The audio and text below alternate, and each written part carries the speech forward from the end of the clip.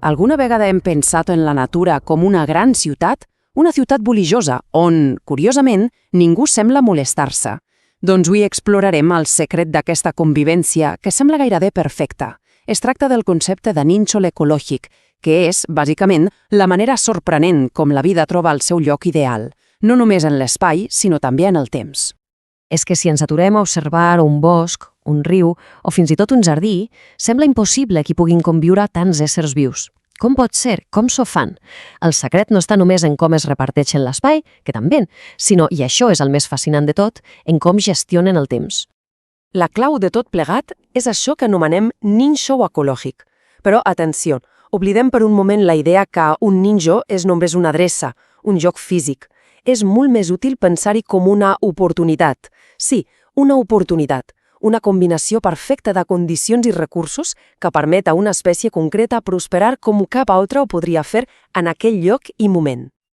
Molt bé, doncs comencem a desgranar-ho. El primer factor, el més evident, és l'espai.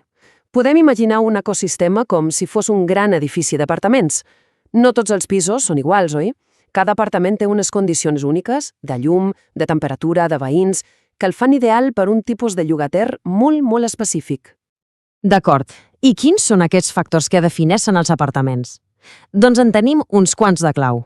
Veurem de seguida com les diferents capes d'un bosc creen un autèntic gratacel natural, com la simple inclinació d'un terreny pot crear dos mons completament diferents, o com la velocitat d'un riel determina qui pot viure. Anem a pams.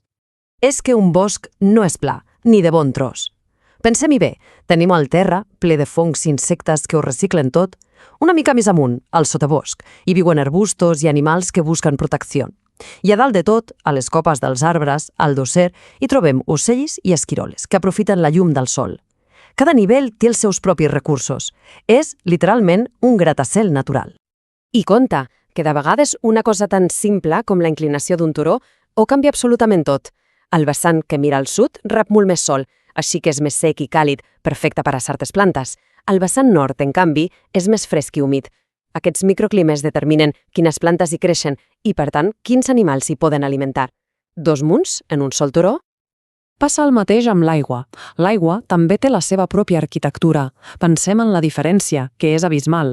Un riel de muntanya, ràpid, fred i ple d'oxigen, és un món completament diferent d'un riu de plana que és lent i càlid.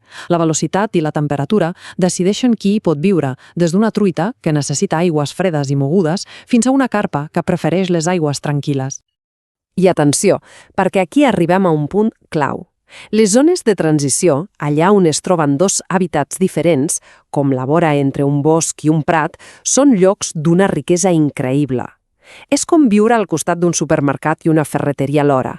Es té accés al millor dels dos mons. Per això, moltes espècies prefereixen viure just en aquestes vores. Però tot això de l'espai és només la meitat de la història. Si l'espai és l'arquitectura de l'edifici, el temps és l'horari d'obertura. El temps és el que permet que diferents espècies utilitzin exactament el mateix lloc físic però en moments diferents i així eviten competir entre elles. És genial. La divisió més senzilla i evident, és clar, és la del dia i la nit. El mateix bosc és un lloc completament diferent a les 2 del migdia que a les 2 de la matinada.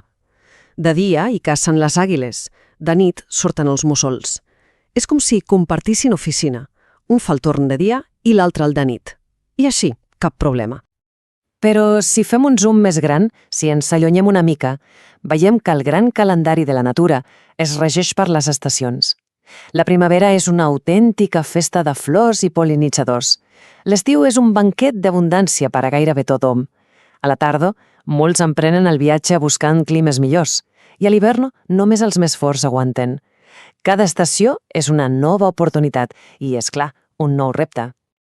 I de vegades, i això és el més paradoxal, les millors oportunitats neixen del caos. Un incendi, una inundació, la caiguda d'un arbre vell. Sembla una catàstrofe, oi que sí? Doncs en realitat és com si enderroquessin un edifici vell. Deixen un solar buit, un llanç en blanc, que és perfecte perquè arribin les espècies que anomenem pioneres i comencin a construir-lo tot de nou. Molt bé, doncs ara unim les peces del trencaclosses. L'espai i el temps no van per separat. La veritable màgia passa just a la seva intersecció. Un niche és exactament això, la coordenada perfecta en un mapa que no només té longitud i latitud, sinó que també té un rellotge. És estar al lloc correcte en el moment exacte. I per si tot això no fos prou complex, resulta que aquest sistema no està mai quiet. Mai. Està en constant d'evolució. Les espècies s'adapten les unes a les altres en un procés que s'anomena coevolució i van teixint una xarxa de relacions que es fa cada cop més rica, més complexa i més resilient amb el pas de milers i milers d'anys. Tot això ens porta a la idea fonamental, potser la idea més important de totes. Aquesta frase ho resumeix perfectament. Sempre hi ha una manera d'enriquir la diversitat d'espècies en un sistema així. Vol dir que, per moltes espècies que hi hagi, amb les infinites combinacions d'espai i temps, sempre sembla haver-hi lloc per a una més. La natura, simplement, sempre troba la manera. I tot plegat ens deixa amb una pregunta per reflexionar. Si la natura és tan increïblement hàbil creant oportunitats, potser només hem d'aprendre a observar una mica millor. La pròxima vegada que passegem per un parc o mirem per la finestra, val la pena preguntar-se: quins nínxols secrets s'amaguen aquí?